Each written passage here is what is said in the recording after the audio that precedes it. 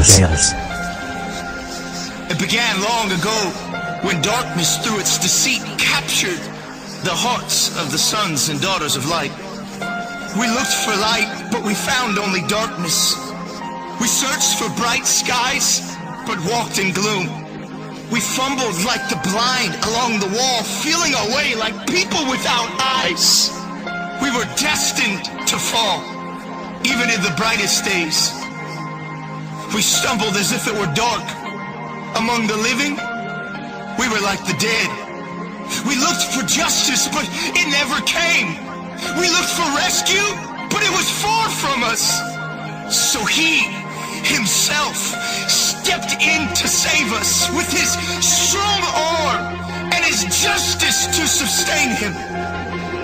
He put on righteousness his armor, salvation his helmet. He clothed himself with a robe of vengeance and wrapped himself in a cloak of divine passion. He slipped out of his royal garments, left eternity to enter time, divinity to wrap himself in humanity. The sea of glass for the ocean of separation. He left peace and for the first time felt pain. Because the very hands that held the stars were now sentenced to wear my scars. It was love that purchased this traitor's heart. It's what the prophets spoke about when they envisioned light living in men once again.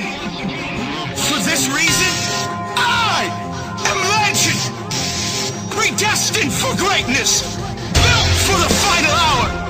I was born for this, with weapons in hand, armor in place. I now march to the beat of a different drum. I will break through battle lines that have been drawn by discouragement and despair. What more is left to be said? Time has met its end. It's now or never. Collision with me, myself, and I. You see, my mission today is clear. To wake the dead. So let freedom's song rage. You're not abandoned. You're not alone. Last day warriors, arise from yesterday's ash and raise your fist with us. We are the army that's charging upon the land.